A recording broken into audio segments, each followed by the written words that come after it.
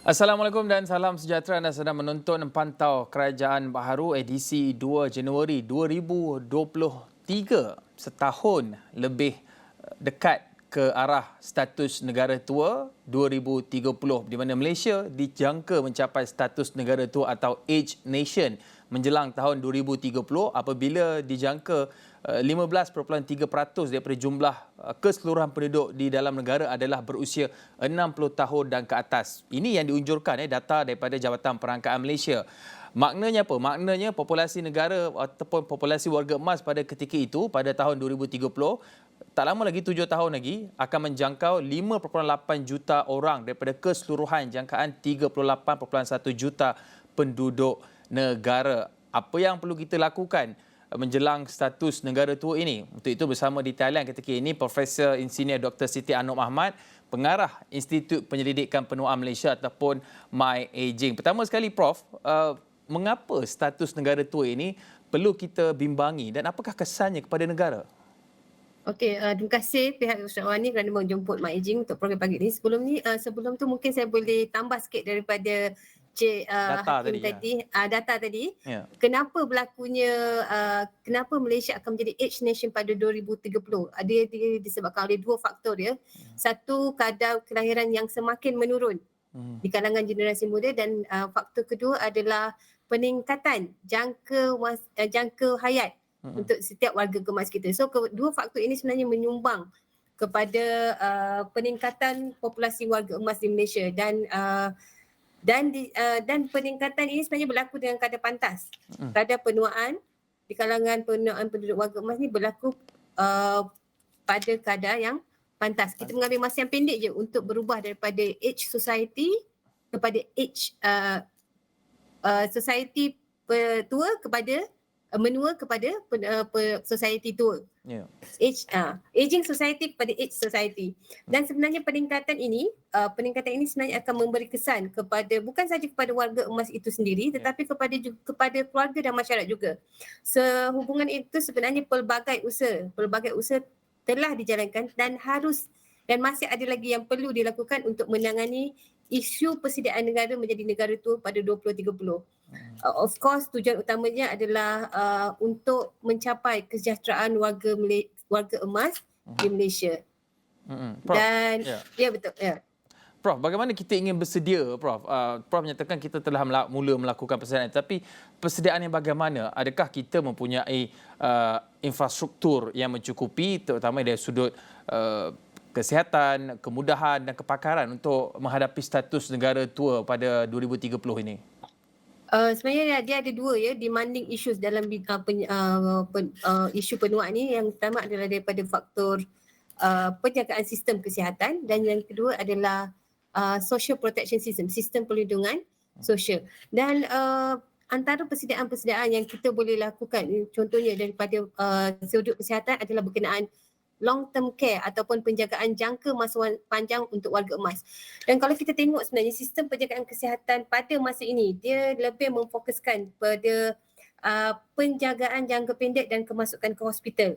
Dan kita tahu warga emas dengan penyakit kronik ini tak dapat dipisahkan dan dia berlanjutan berpanjangan. Dia takkan sihat dalam masa tak akan terus sihat. Sehubungan dengan itu kita perlu lihat macam mana untuk memperbaiki sistem penjagaan jangka panjang dan disebabkan oleh kemudaratan kesihatan penduduk tua ni juga akan meningkatkan beban kos penjagaan kesihatan dan penjagaan sosial bukan saja kepada kerajaan juga kepada ahli keluarga. Dan mungkin lagi satu yang kita boleh lihat adalah kepada perlunya kepada persekitaran dari komuniti yang mesra usia. Kita tahu dia kadar urbanisasi yang meningkat dan semakin ramai warga emas yang menetap di kawasan bandar. Jadi adalah penting untuk kerajaan melihat bagaimana persekitaran fizikal dan sosial juga boleh membantu supaya warga emas kita boleh lebih berdikari, boleh aging in place, menua di tempat sendiri dengan selesa, dengan kemudahan-kemudahan yang dia ada. Bagaimana rupa ataupun infrastruktur yang kondusif sebenarnya untuk age nation ataupun aging population ini? Dia sebenarnya untuk persekitaran yang konklusif, dia bukan sahaja melihat kepada infrastruktur, dia melihat juga kepada sokongan sosial dan komunikasi. Dan salah satu kajian daripada MyAgeing bersama Kementerian Pembangunan Wanita, Keluarga dan Masyarakat, kita telah melihat menggunakan indikator daripada WHO untuk membangunkan age-friendly cities and communities. So dia ada beberapa 8 domain yang kita perlu lihat dalam mencapai persekitaran yang menyokong untuk mesra usia. Dan mesra usia ini sebenarnya dia bukan merujuk kepada mesra kepada warga emas saja. Dia merujuk juga kepada mesra kanak-kanak, mesra OKU, mesra usia. Dia usia dan komuniti.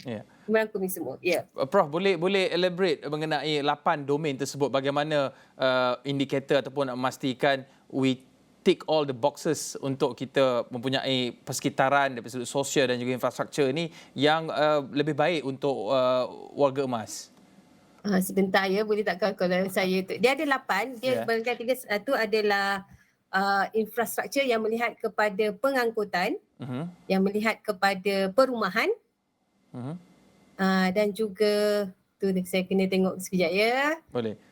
Lepas dia daripada sekejap. Kalau kita lihat dari sudut macam kemudahan seperti Prof sebutkan tadi, pengangkutan, maksudnya pengangkutan yang lebih mesra warga emas? Ya, lebih mesra warga dan lebih mesra usia juga. Mesra usia yang sekejap ya, saya tengah tu. Okey, minta maaf.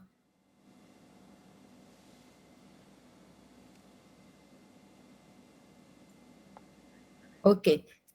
So dia ada kalau kita tengok untuk mencapai status negara age friendly cities and communities ni, dia melibatkan 3 sektor utama, built environment, social environment, persekitaran sosial, dan juga sokongan komuniti dan kesihatan. Untuk built environment, persekitaran infrastruktur, dia melihat kepada bukan sahaja infrastruktur perumahan itu sendiri, tetapi outdoor spaces and building. Contohnya kita punya taman, hospital, shopping mall, dia tengok semua tu, outdoor spaces and building, transportation, pengangkutan dan juga perumahan. Bagi persekitaran sosial, dia melihat kepada social participation, macam mana pelibatan komuniti di dalam city ataupun komuniti tersebut, and then respect and social inclusion, civic participation and employment. Dan untuk community and health support, dia melihat kepada komunikasi dan maklumat, maksudnya tengok kepada macam mana sistem rangkaian komunikasi kita di Malaysia, dan communication support and health service. Dan semua domain-domain ini sebenarnya berkait juga dengan SDG, 14 SDG berkait dengan 14 SDG tersebut. Prof, dari sudut sosial ataupun penglibatan masyarakat, bagaimana seharusnya anggota masyarakat boleh memainkan peranan mereka dalam kita bersama-sama mendepani warga emas ini ataupun memasuki fasa negara tua pada 2030 ni? Apa yang boleh kita lakukan sebagai masyarakat? Apa yang penting yang kami lihat dari MyAgeing adalah pentingnya hubungan intergenerasi. Intergenerasi antara golongan muda dan golongan warga emas. Kita ada 3 grup lah, golongan remaja, golongan dewasa dan juga golongan warga emas. So pelbagai program sepatutnya boleh digalakkan, dan bukannya sebab sekarang kita lihat banyak program dia secluded, dia asing-asing, warga emas, remaja, dan sepatutnya in the future, bukan in the future, kami pun dah mula menggalakkan penglibatan intergenerasi dalam menengah, sebab sekarang yang dah warga emas, tapi generasi akan datang kita semua akan menjadi warga emas. So hubungan itu sangat penting untuk kita menyedari betapa perlunya persediaan dalam menjadi negara tua ni, sebab in the future kita juga yang akan menjadi warga emas tersebut. Ya, benar. Tetapi dalam masa sama Prof, apabila definisi warga emas ni 60 tahun ke atas kan, tapi biasanya usia 60 tahun ke atas ni ataupun usia tua ini orang kata dah masuk era pencen. Mungkin banyak komitmen yang perlu dilansaikan, tetapi kalau ikut data daripada Kumpulan Wang Simpanan Pekerja KWSP, datanya agak membimbangkan, menyatakan 48% daripada pencarum yang usianya bawah 55 tahun mempunyai simpanan KWSP pada tahap yang agak kritikal. Ini disebabkan beberapa faktor lah, antaranya pengeluaran khas ketika pandemik 2 atau 3 tahun lepas, itu antara faktor yang mengurangkan jumlah simpanan mereka. Yang kita bimbangi adalah mereka ini apabila pencen, warga emas ini pencen, mereka terus jadi miskin tegar dengan ketiadaan pendapatan baharu. Bagaimana dari sudut ekonomi, mereka ini boleh kita sediakan satu mungkin environment yang lebih baik agar mereka, kita tak nak tengok satu perkara di mana orang emas ataupun warga emas ni akhirnya terpaksa meminta sedekah, itu ke tahap yang sangat kritikal saya kira. Bagaimana kita boleh menghalang ataupun membendung itu daripada berlaku, Prof? Okey, mungkin sebelum tu saya boleh tambah sedikit berkenaan warga emas ni. Sebenarnya walaupun warga emas ni umur pencen dia 60 tahun, tetapi kita perlu tahu sebenarnya tak semestinya dia takkan hilang upaya fizikal, mental mereka secara tiba-tiba pada umur 60 tahun dia terus sakit. So kita mesti faham penuaan penduduk sekarang berlaku di peningkatan jangka hayat ni adalah tanda kejayaan dalam penjagaan pembangunan sosioekonomi dan kesihatan di Malaysia. Warga emas ini atau grey societies ni datang dengan peluang pun masih ada, walaupun dah besar still ada peluang untuk menyumbang kepada negara, dan masa yang sama disebabkan oleh kesihatan ada risiko-risiko yang perlu kita lihatlah. And then berkaitan dengan apa yang kita perlu buat, yang kita berkenaan pengeluaran KWSP yang berterusan baru-baru ni. Okey, ada kemungkinan mereka akan tidak cukup simpanan setelah besar nanti, dan ditambah pula dengan peningkatan jangka hayat menambahkan lagi risiko simpanan itu tidak cukup. So sebenarnya kalau kita tengok mungkin pernah dengar terms silver economy, silver economy.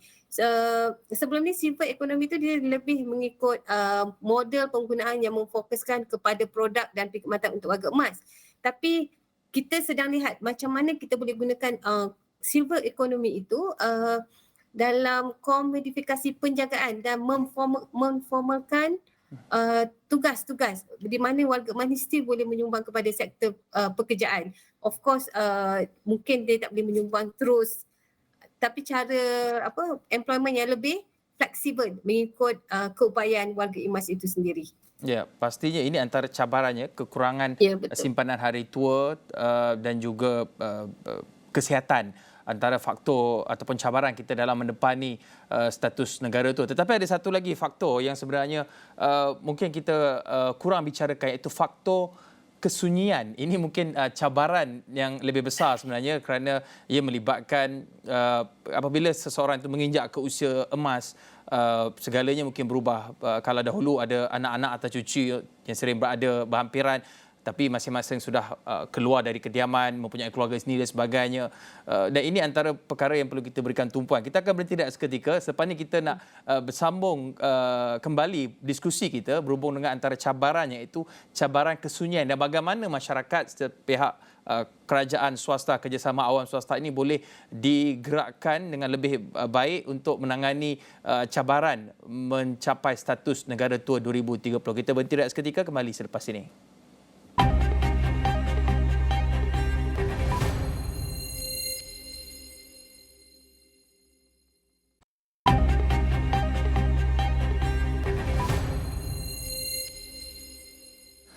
Baik, menjelang tahun 2030, Malaysia dijangka mencapai status negara tua apabila lebih 15% dari populasinya mencecah usia 60 ataupun 65 tahun ke atas. Dan saya sebenarnya bersama dengan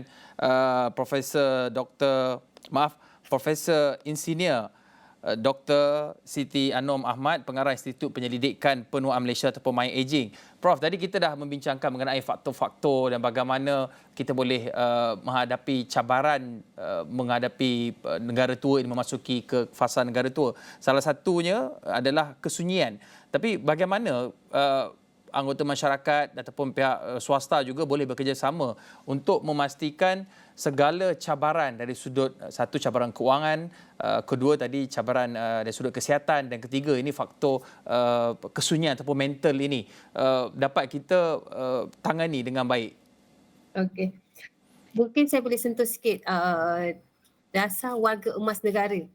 Okey, dasar warga emas negara ni sebenarnya dia melihat macam mana warga emas kita ni masih, walaupun setelah bersara, masih boleh berdikari, masih boleh ada dignity, bermartabat diri dan dihormati dengan mengoptimalkan potensi diri mereka. Dan daripada jasa warga emas ini, dia menggalakkan penuaan sihat, positif, aktif, produktif dan menyokong. Dan sebenarnya kalau kita tengok 5 perkara ni, penuaan sihat, sihat positif semua ni, sebenarnya ia boleh menyokong, membantu dalam mengurangkan isu kesunyian dalam kalangan warga emas.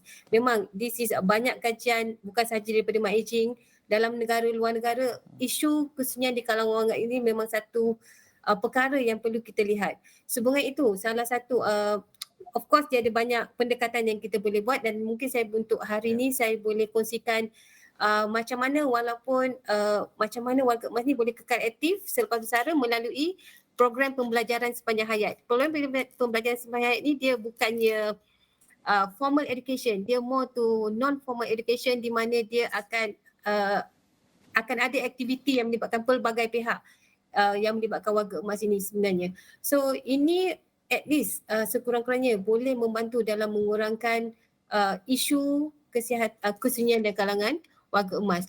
Dan kerjasama pelbagai pihak kita boleh lihat, bukan sahaja KPWKM sendiri ada mewujudkan pusat aktiviti warga emas, dan NGO pun banyak ada menunjukkan, seperti University of the Third Age Malaysia yang menawarkan pelbagai program dalam menggalakkan supaya warga emas ini kekal aktif, positif dan sihat melalui pelbagai program yang mereka boleh lakukan walaupun bersara. Kita tak nak warga emas ni duduk kat rumah saja, sebab mereka perlu, dan kalau tak dapat join PAWER ataupun U3A ataupun pertubuhan lain, mungkin mereka ada dalam kawasan komuniti itu sendirilah, selalunya contohnya di kalangan warga aktiviti keagamaan seperti di surau, masjid ataupun pusat-pusat ibadat bagi agama-agama lain lah.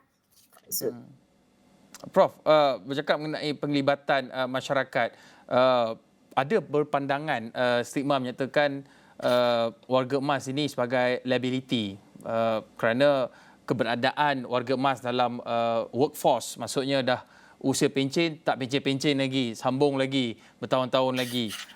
Dianggap, ada yang berpandangan ia akan mengurangkan peluang orang muda terutama dalam workforce. Tapi bagaimana sebenarnya kita boleh integratedkan pengalaman, wisdom, kepakaran ini dengan dengan workforce dia ada tanpa menjejaskan peluang lapisan generasi yang baru.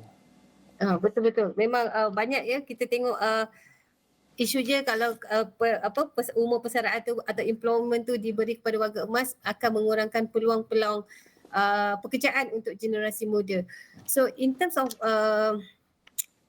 penggajian tu mungkin akan ada begitu, tetapi sebenarnya dia punya kesan manfaat daripada sistem mentor dan mentee sebenarnya. Mereka even di Universiti Putra Malaysia lagi, even di Universiti Putra Malaysia dan RPT awam lagi, kami masih memberi peluang kepada pensyarah-pensyarah yang still boleh menyumbang, dan mungkin penggajian ada diwujudkan cara pembayaran atau cara penggajian yang menguntungkan kedua-dua pihak, generasi muda dan generasi warga emas ini sendiri. So perlu lagi dibuat, kita masih lagi perlukan kepakaran dan pengalaman-pengalaman daripada profesional warga emas kita untuk re-employment services. Tapi mungkin saya rasa Kementerian Sumber Manusia boleh lagi melihat apakah approach ataupun platform yang kita boleh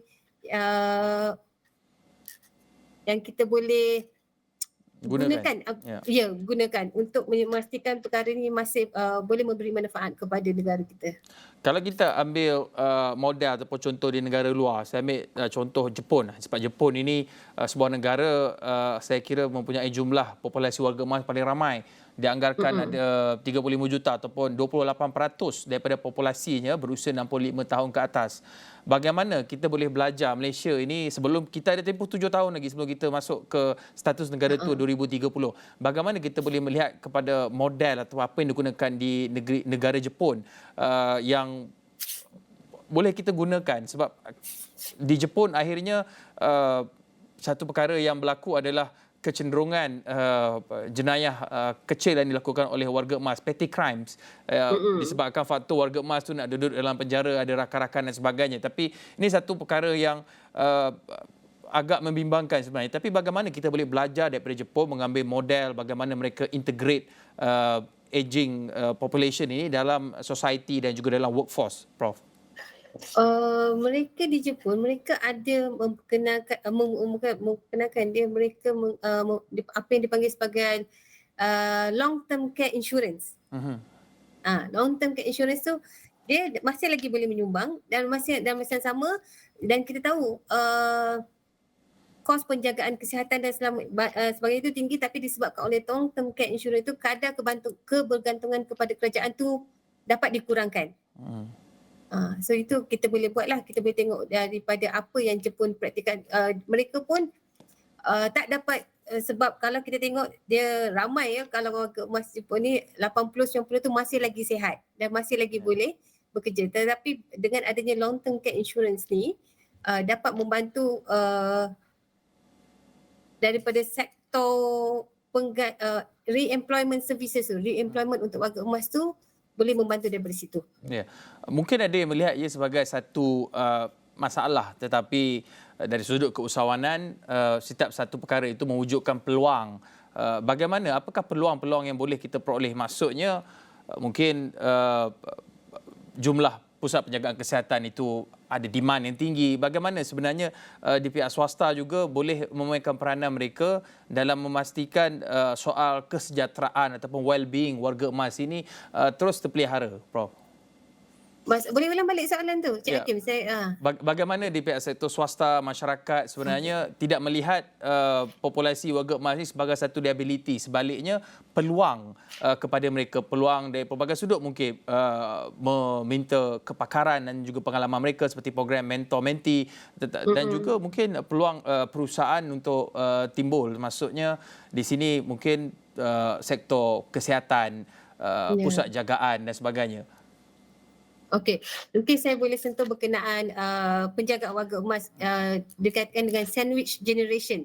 Sandwich generation ni maksudnya kita sebagai anak, kita still masih mempunyai ibu bapa dan masa yang sama kita ada anak-anak tanggungan. So tanggungan tu berat.